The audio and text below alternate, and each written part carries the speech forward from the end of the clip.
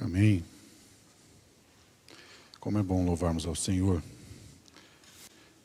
Que bom estarmos reunidos para cultuarmos a Deus, engrandecermos o seu nome, nós aqui e você aí na sua casa, e fortalecidos pelo mesmo Deus, que é o único Deus, o mesmo Espírito que habita na sua igreja, que habita no meio do seu povo.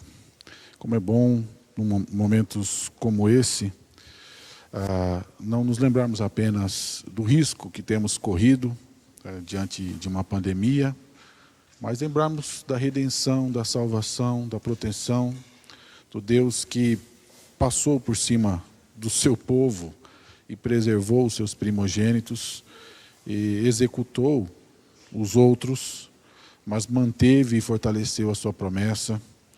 E assim esse Deus que exigiu sangue desde o começo para que fosse derramado, depois de um animal, depois de um cordeiro, depois desse cordeiro, necessariamente esse sangue deveria ser aspergido sobre as portas, e depois nós vemos claramente em João que esse cordeiro se encarnou, quando João Batista, andando ao longe, e vê Jesus, ele afirma altamente, categoricamente: eis o Cordeiro de Deus, que tira o pecado do mundo.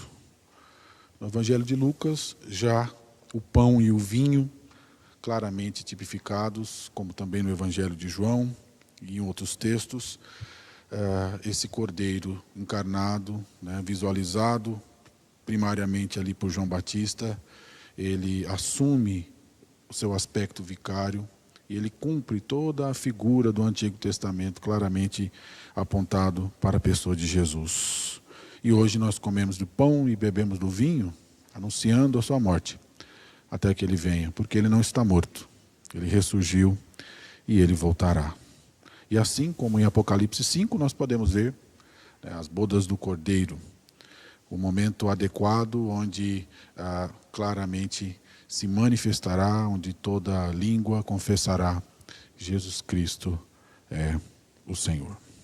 Queridos, eu quero nessa noite expor um texto da palavra do Senhor no Evangelho de João, lá no capítulo 13.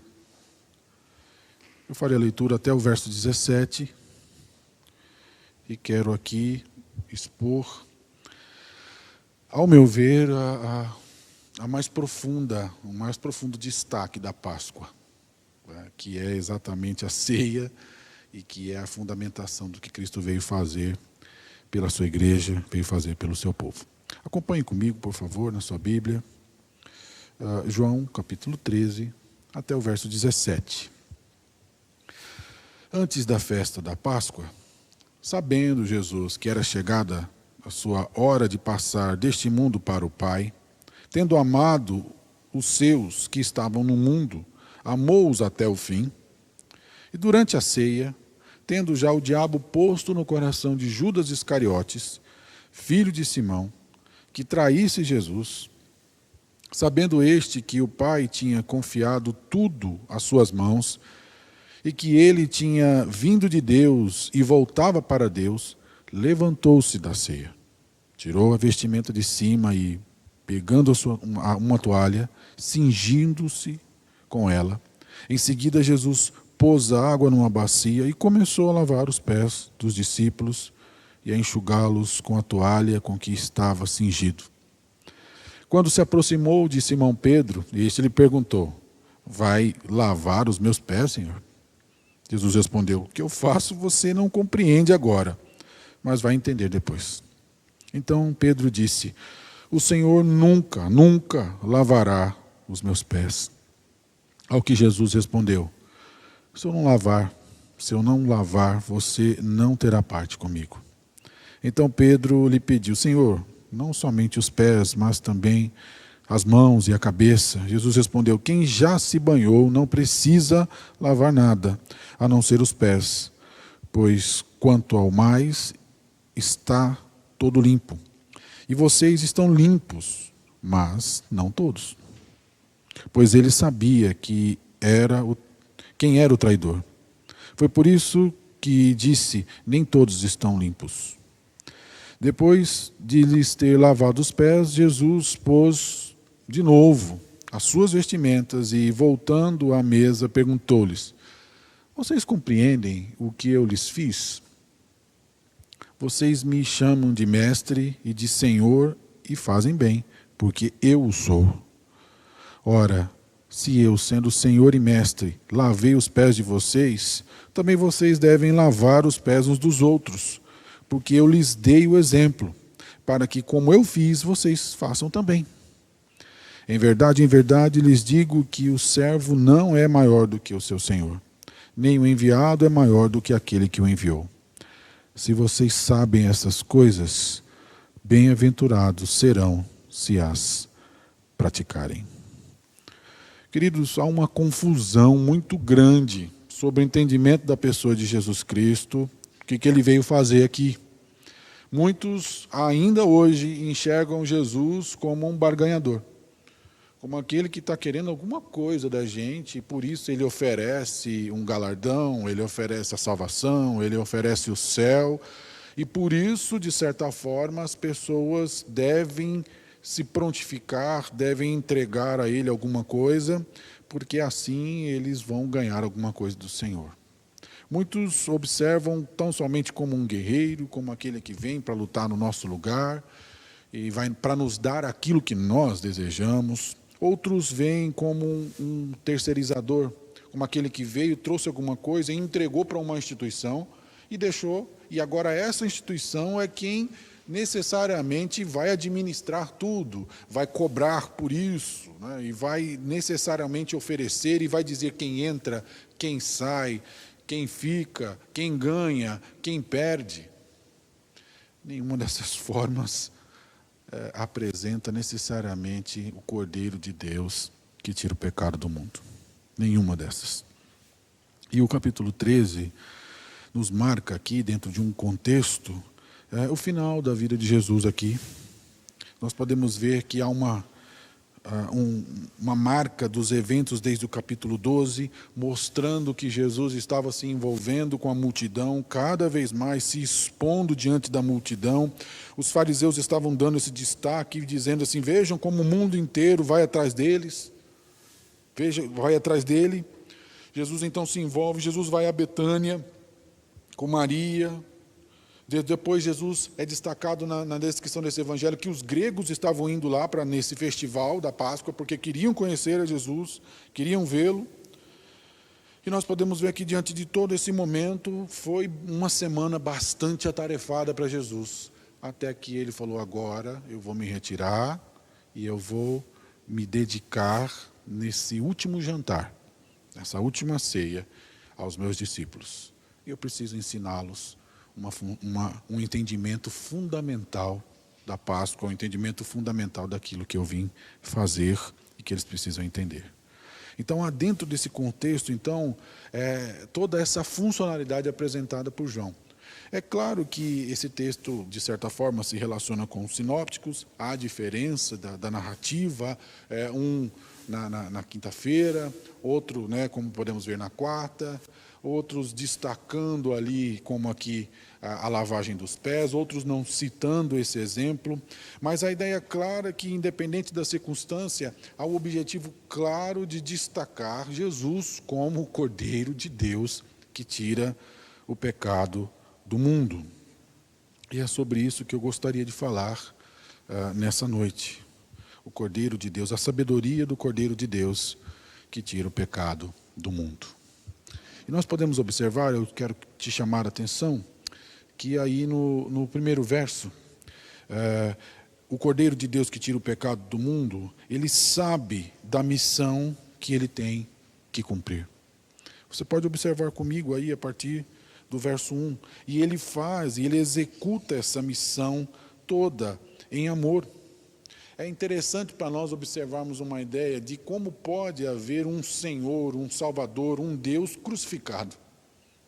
Ele é homem, mas ele é Deus. E como pode haver salvação através de aparentemente uma derrota, através da morte, através da cruz. Talvez de uma forma bem desinformada, não estamos atentando para que Deus manifesta a vitória através do sofrimento, através da dor e através da morte. Desde que o pecado se fez presente, a morte é necessária. Então nós podemos ver que Cristo então deixou o Pai, desfez-se da sua glória e está aqui diante de nós, assumindo a sua forma. E agora, como diz o texto, é chegada a hora, sabendo ele que é chegada a hora dele voltar para o Pai. É necessário que ele volte ao Pai. E ele sabe muito bem que para voltar ao Pai é preciso morrer. Ele haveria de morrer. É a sua morte, é a sua jornada de retorno para o Pai, como também nossa, se ele não voltar antes. A nossa caminhada será assim.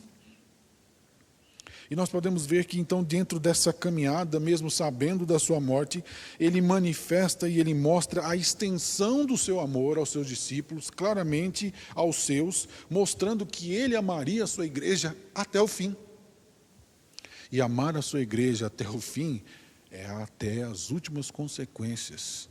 Ele haveria de ser crucificado e de entregar a sua vida por amor à sua igreja, por amor ao seu povo. Então Jesus assume o mais alto grau de consequência até o fim. E é interessante porque, aparentemente, quando falamos de fim, falamos de morte. A ideia é de que não tem mais nada, mas aqui nos sobrepõe a ideia de algo que é inicial no pensamento. A morte sempre foi o fim, até que Jesus retira da morte a ideia de fim, a ideia do terror, e passa a ideia de uma passagem, nos transmite uma ideia de uma passagem para a vida eterna. É em Cristo que temos isso, não há em nenhum outro lugar a ideia da morte como uma passagem para a vida eterna, para o gozo do nosso Deus. Essa é a ideia. Jesus está voltando para o Pai dentro desse contexto. Ele sabe da missão que ele tem, ele sabe o que ele haveria de cumprir, e ele faz tudo isso adequadamente, entendendo o seu propósito. Nós também somos assim. A nossa caminhada também é assim.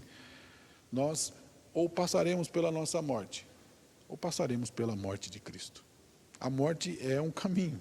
Ou passamos pela morte de Cristo para entrarmos na vida, ou nós passaremos pela nossa própria morte para desfrutarmos do sofrimento eterno. Não há outro caminho.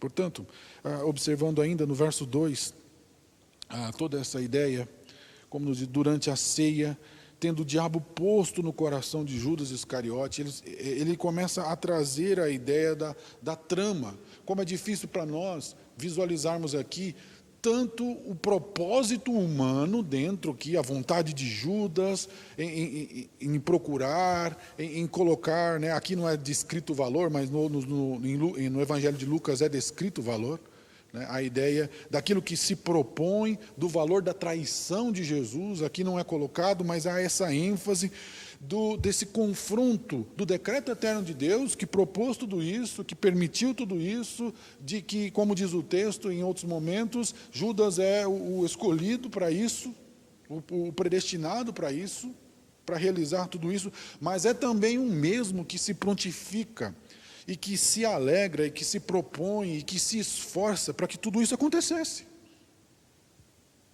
Jesus sabia de tudo isso. É tão interessante ver o Cordeiro de Deus que sabe da missão que tem, e diante de todos esses pontos tão agudos, ele se passa diante de tudo isso sem perder o enfoque adequado. O diabo está ali. Não sabemos, aqui o texto nos coloca se foi o diabo que colocou no coração de Judas ou o diabo colocou no próprio coração e por isso conduziu a Judas. Meu querido, aí é para o reverendo Jor no grego, depois trabalhar melhor. Mas o que eu chego à conclusão muito clara que nós podemos entender aqui é que o diabo e Judas estão juntos nessa empreitada. Os dois estão juntinhos ali, prontos a executar todo o seu plano de trair Jesus Cristo, Filho de Deus. Calvino cita assim: toda a maldade que os homens são incitados por Satanás apenas destacam, como Satanás exerce a sua raiva e o seu rancor. Queridos, o versículo 3 continua nos mostrando, expandindo essa ideia, observado lá no começo, de Jesus voltar. A ideia, sabendo este que o Pai tinha confiado tudo em suas mãos e que ele tinha vindo de Deus e voltava para Deus, voltando o texto aqui à ideia, Jesus sabia disso, e ele está voltando para isso. Então há uma beleza de entendermos claramente, nada está acontecendo aqui de improviso. Jesus não está aqui perdido diante de uma situação sem saber o que fazer, como talvez eu e você estamos aí diante das circunstâncias da vida. Não, Jesus sabia, ele veio, ele se encarnou, e ele sabia tudo o que estava acontecendo, e ele sabia tudo o que haveria de vir. Ele veio do Pai e ele está voltando para o Pai. O Pai, como diz o texto, confiar em suas mãos. O que o Pai confiou? Esse contraste dessa trama humana com o decreto divino. O Pai confiou em suas mãos esse aspecto de mediador, daquele que haveria de se colocar no nosso lugar, desse cordeiro, que no Antigo Testamento tão claramente era a figura que aplacava a ira de Deus quando o seu sangue era derramado. Ele haveria de fazer isso de uma vez por todas, plenamente. Deus deu poder a ele para fazer isso. O poder confiado do Pai o capacita a subir na cruz e entregar a sua vida para salvar a sua igreja. O poder do Pai o capacita a despir-se das suas vestes e assumir forma do mais vil servo e lavar os pés dos seus discípulos, inclusive do traidor, inclusive de Judas. É o poder do Pai que o capacita a isso, porque Ele é Deus. Queridos, João nos mostra por que Cristo cumpriu a sua missão, como também nos dá a ideia que nós também podemos cumprir a nossa. Porque Cristo cumpriu claramente isso, assim como o anjo do Senhor passou pelo povo lá na Páscoa, nesse momento, para preservar os primogênitos. Cristo não só passou por nós, Ele se fez nós, Ele se encarnou, Ele assumiu a nossa forma, Ele se fez carne para tomar a nossa ignomínia, para tomar o nosso pecado, a nossa condição e nos fazermos filhos de Deus. Ele sabia que para passar deste mundo Ele teria que cumprir o que Ele veio fazer. E nele já estamos e estaremos na presença do Pai. Nele já estamos, porque Ele está lá, como homem. E um dia estaremos presencialmente diante do Pai, glorificando eternamente. Cristo não perdeu a motivação, Ele sabia o que Ele veio fazer. Mesmo diante de tanta tormenta e dificuldade, Ele entendeu a sua missão e Ele cumpriu o que Ele veio fazer. Eu e você já sabemos a nossa missão. Nós sabemos o que estamos fazendo aqui. Nós sabemos que somos forasteiros. A sua motivação está fundamentada assim, arraigada nos ideais do reino. Não é falta de informação. Não nos iludimos com outras coisas. O nosso compromisso é com o Senhor e com o seu reino. Nós sabemos disso, nós sabemos do nosso fim. Segundo lugar, o Cordeiro de Deus, que tira o pecado do mundo, versículo 4, sabe também do poder que tem e de como deve usá-lo. O versículo 4 diz que, anteriormente, o versículo 1 diz sabendo. Ele não só sabe, mas no versículo 4, levantou-se. Ele agiu. Levantou-se, então, o Senhor, levantou-se da ceia, tirou a vestimenta, e ele então se propõe a agir. Ele subiu. A mesa era interessante, né? Talvez você já deve ter ouvido, mas eles não se assentavam à mesa como nós. Uma mesa alta, era uma mesinha baixinha. E eles sentavam com os pés para fora, e do lado aqui, e se deitavam e ficavam sobre os ombros e comendo, na proximidade uns dos outros. Diz o texto que Jesus se levantou. Ele saiu daquela posição. Claramente, né? E ele tirou as suas vestes. É o mesmo verbo, é a mesma expressão que quando diz o bom pastor dá as vidas pelas ovelhas, que ele diz lá atrás. É a mesma expressão aqui, que tirou as suas vestes, dando-nos a ideia clara trazendo assim, o João está nos trazendo contextualmente a ideia, está próximo que Jesus vai entregar a sua vida. E ele vai nos dando pistas no texto, claramente, da morte iminente de Jesus. E nós podemos ver que dentro da ideia de se lavar o pé, que era uma tradição daquele momento, né, onde se derramava água sobre o pé, Jesus provavelmente se sentou, tirou as suas vestes, pegou ali o pano que era usado para lavar o pé, se sentou, pegou uma bacia e começou a derramar água sobre os pés, a água corria para a bacia, e assim ele foi lavando os pés dos discípulos. O texto nos dá a ideia de que não foi o Pedro o primeiro, porque nós vamos chegar na pessoa de Pedro, mas ele também não foi o último.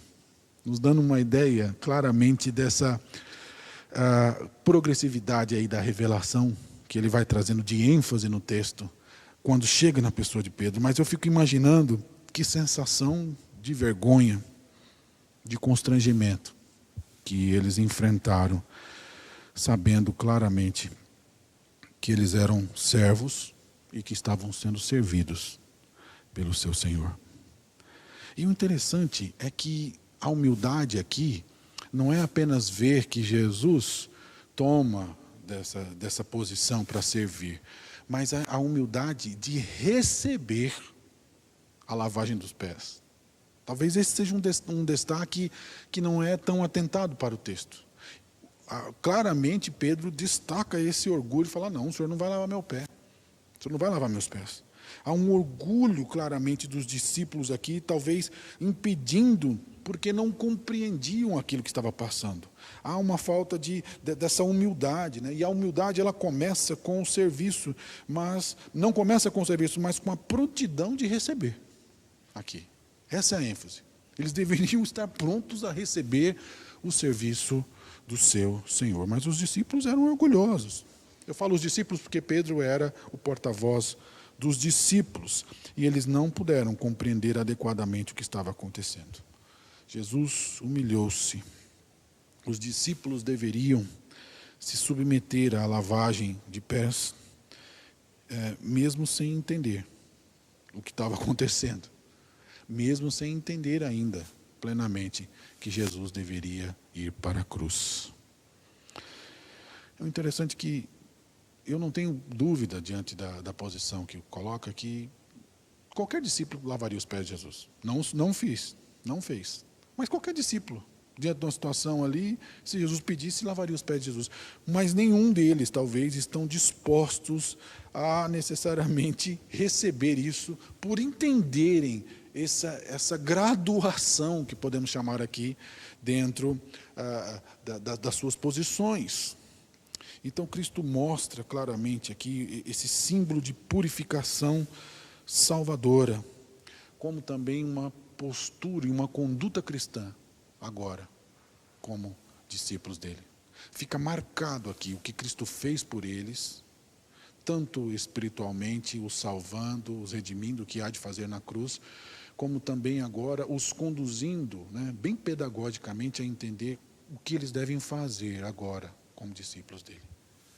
O que Cristo fez por eles e o que eles devem fazer como discípulos de Cristo. O poder de Cristo foi para fazer a vontade do Pai e servir ao propósito eterno. Queridos, qualquer inferência de instituições religiosas que passem disso, sejam malditas. Porque até mesmo sinais como esses podem ser utilizados de forma equivocada para valorização, manipulação e tantos desígnios de poder realizados no meio da igreja. Muito mais do que um sinal aqui, claramente, muito mais do que um mandamento de se lavar os pés cotidianamente, como deveríamos fazer, desse entendimento diante da ceia, ele não está instituindo aqui parte de um sacramento. O lavar os pés não é sacramental, mas é fundamental o exemplo daquilo que Cristo faz por nós na Páscoa, na ceia. Ele nos serve, Ele nos conduz, Ele nos alimenta com o seu próprio corpo e com o seu próprio sangue.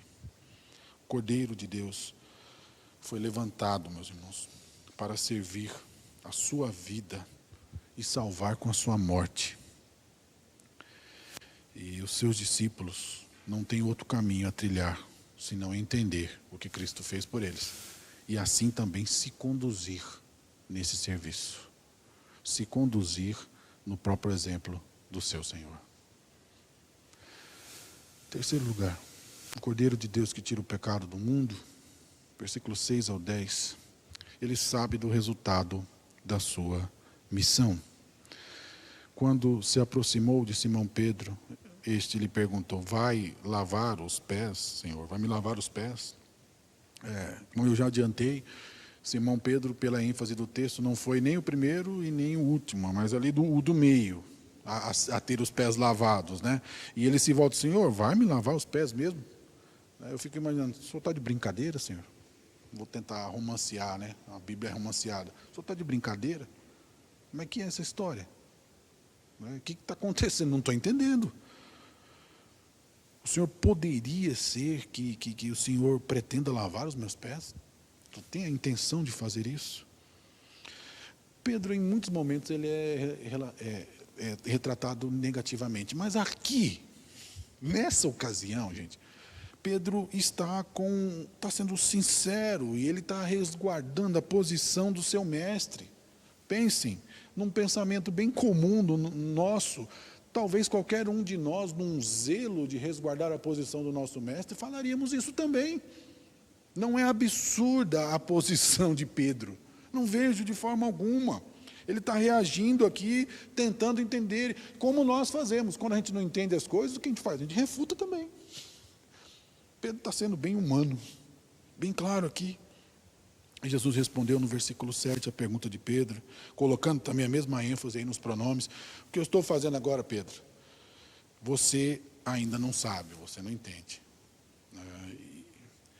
E é tão claro o que Jesus fala, porque quando Jesus diz isso, aí Pedro continua mostrando que não entendeu mesmo, porque ele diz: o Senhor nunca, nunca lavará os meus pés. É uma dupla negativa aqui. Ele usa duas expressões negativas. Por isso que eu li nunca, nunca. Porque ele está usando duas vezes. O Senhor nunca, jamais lavará os meus pés. O Senhor nunca vai fazer isso. Aí talvez poderia incluir novamente Jesus falando aqui: mas eu não acabei de falar que você não vai entender? Você acabou de provar realmente que você não entendeu. Você realmente não entendeu, né? Mas no futuro você entenderá, Pedro. Então a intenção de Pedro era evitar o que ele não podia entender, né? E ele revelou o seu orgulho, né, maior do que a sua humildade. E então nós podemos ver que a fé, inevitavelmente, ela precede o conhecimento. Mesmo que não entendamos, nós cremos. Isso é uma lição muito importante dentro desse aspecto. Pedro aqui está tentando entender e está forçando a situação até que Jesus seja claro. Às vezes nós vamos enxergar as coisas através de um copo escuro, muito obscuras, muito complicadas, turvas, mas nós cremos naquele que é o nosso professor, naquele que é o Rabi e naquele que é o nosso Senhor. Cremos plenamente nele. Então Pedro usa aí dessas expressões, dessa dupla negativa, né? Essa resistência de Pedro resultou do seu fracasso em entender que o ato de lavar os pés dos discípulos realmente simbolizava o serviço, a entrega de Jesus Cristo em lavar e em purificar o seu povo e a sua igreja. E a sua recusa ilustra toda a nossa tendência humana de refutarmos aquilo que nós não entendemos. Então, Jesus responde de uma forma bem clara aqui: ô Pedro, deixa eu explicar então um pouquinho para você. A menos que eu lave você, você não tem parte comigo. Parte aqui é uma expressão de herança, né? Talvez, até mesmo essa expressão que Jesus falou, Pedro também não entendeu. Porque quando ele fala ter parte comigo, talvez no máximo Pedro possa pensar escatologicamente: lá quando o seu reino vier, então eu vou receber também partes. Não, mas parte aqui é comunhão. É a salvação, é o entendimento daquilo que ele tem, que ele recebe diretamente do Pai. Pedro talvez com essa ideia ainda escatológica de alguma coisa que há de vir, e Jesus está falando de uma comunhão clara e direta. Olha, é aquilo que eu faço por você. Se um dia eu não te lavar, e na verdade Jesus já tinha lavado ele, eu acredito nisso claramente. Pedro já era lavado, e ele vai dizer isso lá na frente. Mas, Pedro, se você não entender que eu te lavei, poderia colocar assim, você não teria parte comigo. Então, dentro de todas essas questões, né, podemos ver Pedro faz uma revisão aí do seu pensamento, e aí ele, mais uma vez, enfaticamente, ele diz, não, então não lava só os pés não, Senhor, lava a cabeça também, derrama tudo o que o Senhor puder. E aí Jesus nos traz aqui, talvez aqui já claramente no versículo 10, a diferença entre justificação e santificação. 2 termos bem teológicos para nós, né? A justificação como esse ato de salvação, esse particípio perfeito daquilo que Deus fez, né? Esse banho, a pessoa que teve um banho, aquilo que foi realizado de uma forma plena, ele não precisa disso novamente. Isso já foi realizado de uma vez por todas, né? Prefiguradamente na cruz. O efeito será eterno e será pleno e será sempre presente. Nunca haverá necessidade de se banhar de novo dentro desse aspecto. Mas podemos ver que mesmo lavados, as ruas são empoeiradas. E nós trilhamos caminhos difíceis. E mesmo já lavados, em determinados momentos teremos os pés sujos e terão que ser limpos, dando uma ideia da santificação. A justificação e a santificação aqui bem expressos naquilo que Jesus está colocando diante de nós. E nós, como crentes, precisamos entender, dentro desse ato contínuo do Senhor, que muitas vezes a impureza estará diante de nós. E nós precisamos, sim, continuamente sermos limpos, confessando os nossos pecados ao Senhor. Perdoa-nos as nossas dívidas, assim como nós perdoamos os nossos devedores. O que eu faço, não sabes agora, compreendê-lo-ás depois. Depois vocês vão entender isso. Se eu não te lavar, você não tem parte comigo. Queridos, nós precisamos entender todo esse aspecto dessa ação de Cristo sobre nós, se revelando como nosso Salvador. Toda tentativa humana de se autolavar, de se autopurificar, ela não passa de um falso moralismo, inútil, morto, cheio de regras inventadas tão somente por nós mesmos. Mas quando Cristo Jesus, o Cordeiro de Deus que tira o pecado do mundo, nos lava e nos purifica, então podemos ser apresentados diante de Deus. Porque Ele olha e vê aspergido sobre nós, não o sangue de um simples cordeiro, mas o sangue do Cordeiro de Deus que tira o pecado do mundo. E mesmo pecando, mesmo ainda na nossa caminhada ofendendo o Senhor, somos purificados e somos de novo restaurados, porque já se fez a lavagem perfeita e santa no sangue de Jesus Cristo, o Filho de Deus. Isso tem que me fortalecer e tem que fortalecer você a continuarmos caminhando diante do Senhor. Em quarto e último lugar, o Cordeiro de Deus que tira o pecado do mundo sabe dos que são seus e os que não são. Versículo 11. Pois ele sabia quem era o traidor. Foi por isso que disse, nem todos estão limpos. Os discípulos estavam limpos, embora nem todos. Havia ali o traidor, a traição que com certeza, ao meu pensamento, ela não aconteceria no futuro, porque nos diz o texto, lendo o texto, depois que ele toma o bocado com a mão de Jesus, esse que está pegando comigo aqui é o traidor, ele sai, Jesus vai depressa e faz o que tem que fazer, pode sair, vai lá cumprir o que você tem que fazer, né, dando claramente o entendimento de como as coisas se mostrariam. A traição já estava em andamento, né? A parceria, né? O patrocínio satânico já estava ali. Nos diz o texto que depois desse momento é que o diabo entrou nele, mas já havia a parceria de Judas e Satanás para cumprirem aquilo que foi decretado pelo Senhor. Então, queridos, nem todos estão limpos. O que isso nos mostra? Que o rito não tem poder de purificação. Jesus jamais, nessa passagem aqui, está sacramentalizando a lavagem de pés, como muitas igrejas fazem. Como muitas denominações e como muitas pessoas acreditam que não podem tomar a ceia se não participarem desse momento de lavagem de pés. Isso é absurdo. Porque se o serviço que Cristo prestou aos seus discípulos e a nós se limitar a lavar de pés, nós estamos perdidos. Aquilo é apenas um sinal daquilo que Jesus haveria de fazer na cruz.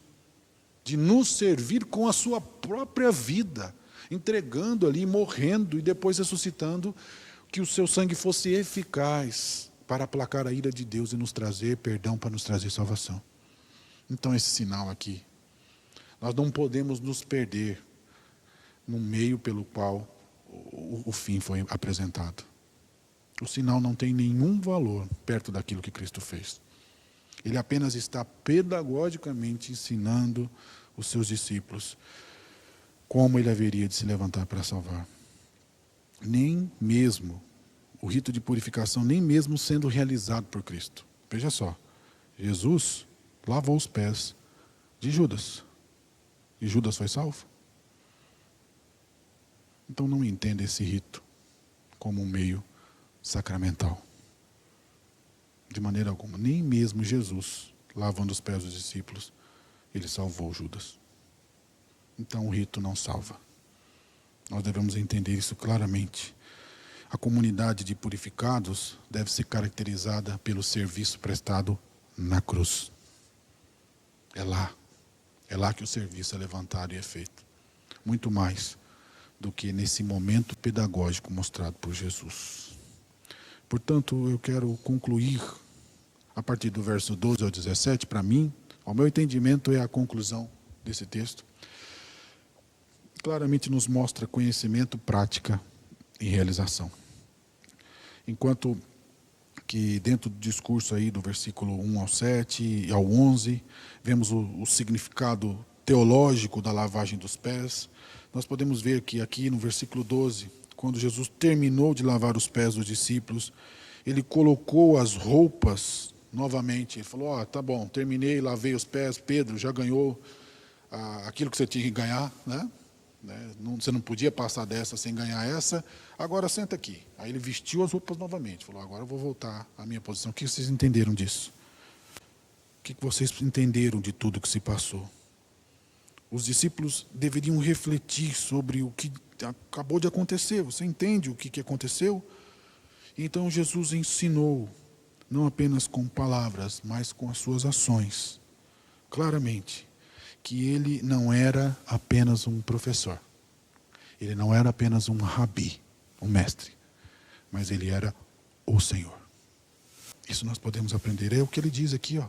Vocês compreendem o que eu fiz com vocês? Versículo 13. Vocês me chamaram de mestre, me chamam de mestre e de Senhor, e o fazem bem, porque eu sou. O que fica explícito diante desse serviço que Jesus fez aos seus discípulos é que ele não é apenas um rabi que estava ensinando sobre algo. Ele está mostrando, olha, agora vocês entendem que eu sou o Filho de Deus. Eu sou o Senhor de vocês. Veja que o senhorio de Cristo não é destacado com uma bola de fogo, né? Com uma auréola, ou com uma coluna de fogo, ou alguma coisa mirabolante. Jesus destaca-se como o Senhor, o Salvador, no serviço, na entrega da sua própria vida. Isso precisa ficar claro. Aprendemos também que o Cordeiro de Deus, que tira o pecado do mundo, nos ensina que ele, sendo professor e Senhor, ele ensina e ele ordena a servir como ele. Versículo 14 e versículo 15 claramente nos mostram isso. Ora, se eu, sendo Senhor e Mestre, lavei os pés de vocês, também vocês devem lavar os pés uns dos outros. Veja que, voltando à ideia do sacramento, Jesus não está aqui reforçando que devemos ficar lavando literalmente os pés um do outro, porque isso pode ser feito de forma inútil e de forma nula. Eu posso contar para vocês algo que talvez nenhum de vocês, nem aqui presente e nem aí que esteja me ouvindo, tenha passado por isso. Uma circunstância onde alguém que não gostava de outrem, de maneira alguma eu estava presente e vi, que não gostava de outrem, o chama diante de toda uma comunidade, de uma igreja, ou de parte dessa igreja que estava reunida, alguém que ele nunca serviu, que ele nunca amou, que ele nunca cuidou, mas por motivos de manipulação e de poder, ele chama essa pessoa à frente, e então ele manda essa pessoa se sentar, ele lê esse texto, e ele se prontifica, ele tira a sua roupa, como Jesus fez, e ele lava os pés dessa pessoa. Eu estava lá. Ninguém me contou. E ele lava os pés dessa pessoa, e essa pessoa se sentindo constrangida. Como pode alguém que não me ama, alguém que só quis o meu mal, alguém que sempre se prontificou a me prejudicar, porque está diante dos outros, quer mostrar uma ideia de serviço e lavar os pés? O sinal, eu estou contando isso com essa experiência, que talvez você nunca tenha passado, e eu espero que você nunca passe, como um sinal de manipulação e de poder. Até mesmo um sinal belo pode ser usado simplesmente para demonstrar poder, para ressaltar pensamentos de manipulação e de vitimização. E a pessoa sendo constrangida diante de um sinal bíblico, e sendo que ela sabe que ela está passando. E a pessoa diz, olha, se você não me deixar lavar o seu pé, eu não tenho parte com você. Eu fico imaginando essa pessoa dizendo, mas agora que você não vai lavar mesmo meu pé, porque você nunca teve parte comigo. Circunstâncias complicadas. O sinal não tem nenhum valor se ele não passar pela cruz. As pessoas podem falar o que quiserem, podem se prontificarem de qualquer forma. O serviço tem que ser demonstrado muito além do sinal. Ele é ramificado no amor, naquilo que Deus nos manda, amarmos o nosso próximo e amarmos ao Senhor. Se nós não amarmos, apenas ficaremos presos no cerimonialismo, nos rituais, e jamais estaremos fincados realmente naquilo que Cristo está nos ensinando aqui. Cristo amou os seus discípulos, e eles não tinham dúvidas em nenhum momento disso. Nós somos amados pelo Senhor, e que o nosso serviço ao próximo seja muito mais profundo do que simplesmente uma disposição de nos ajoelharmos aqui agora, de tirarmos as nossas roupas e lavarmos os pés e beijarmos, como muitas instituições o fazem. E aí vão cada um para a sua casa sem nenhum vínculo e sem nenhum serviço, sem nenhuma comunicação e sem nenhum relacionamento eficaz diante da ação do Espírito. Que a igreja de Cristo, ela transponha isso e se comunique adequadamente num serviço ensinado, vivido por Cristo, que disse que lavaria os pés dos discípulos, mas lavou a alma destes na cruz do Calvário. Por último, que o Cordeiro de Deus, que tira o pecado do mundo, também nos ensina que Ele, sendo professor e Senhor, claramente nos ensina que a felicidade está no servir o que nos foi servido. Ninguém pode dar aquilo que não recebeu. Jesus está falando, em verdade, te digo, que o servo não é maior que o seu Senhor, nem o enviado é maior do que aquele que enviou. Se vocês sabem essas coisas, bem-aventurados, lembrando das bem-aventuranças, muito felizes se vocês praticarem isso. A nossa felicidade está aí. É a felicidade alcançada no cumprimento do propósito. Nós somos criados para isso. Foi isso que Cristo fez por nós. Ele nos salvou, nos purificou.